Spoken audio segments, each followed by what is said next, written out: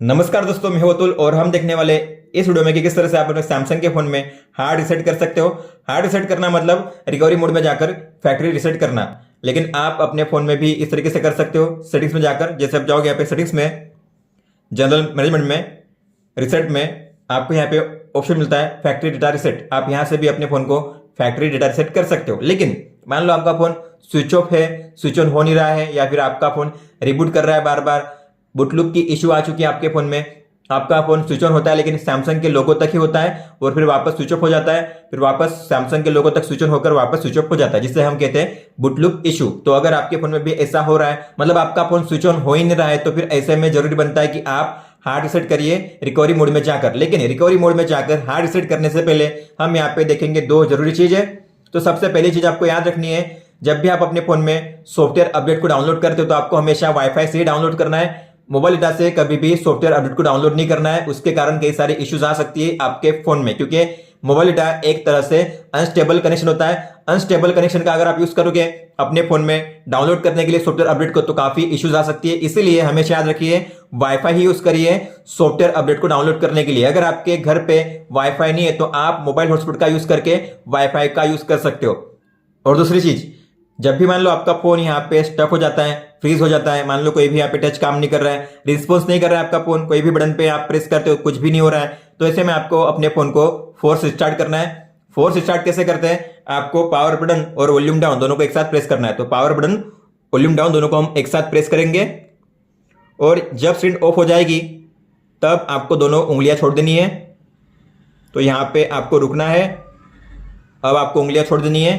अब इसके बाद आपका फोन होगा रिस्टार्ट हो जाएगा। तो इस तरीके से आप जो स्टक इशू है, फ्रीज इशू सोल्व कर सकते हो फोर्स स्टार्ट कर।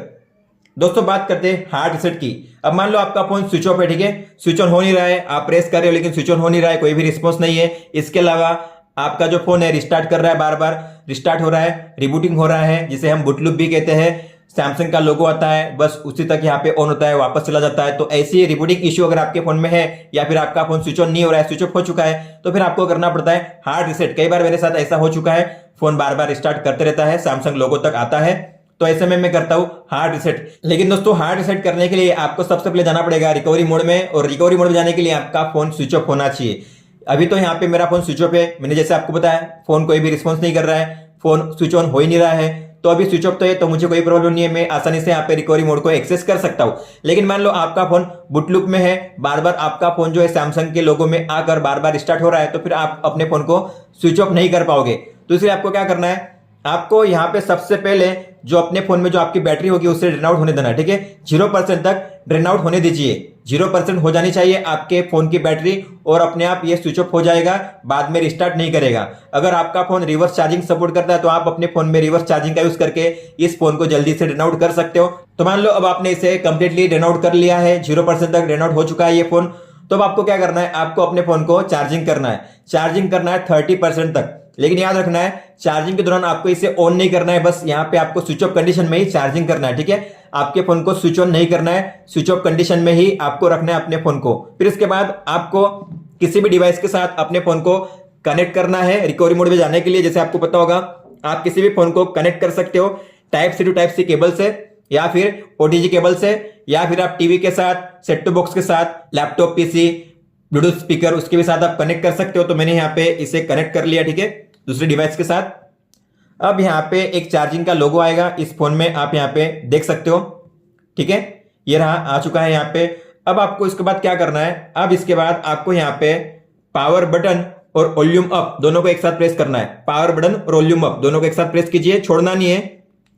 और जब सैमसंग का लोगो आपको दिखाई देगा तब आपको छोड़ देना है ये बटन, ठीक है।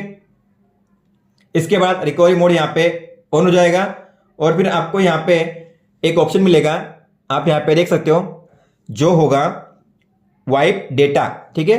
तो 1 2 3 4 5 नंबर पे होता है, 5वें नंबर पे वाइप डेटा। तो आपको वॉल्यूम डाउन से नीचे आना है, 2 3 4 5 नंबर पे, ठीक है ये। इसके बाद आपको कंफर्म करने के लिए पावर बटन पे प्रेस करना है, तो हम प्रेस करेंगे यहाँ पे, और फिर आपको पूछा जाता है कि आपको फैक्ट्री डेटा रीसेट करना है, तो यहाँ पे कैंसिल है और फैक्ट्री डेटा रीसेट है, तो आपको नीचे आना है वॉल्यूम डाउन से, और फिर कंफर्म करने के लिए आपको पावर बटन को प्रेस करना है।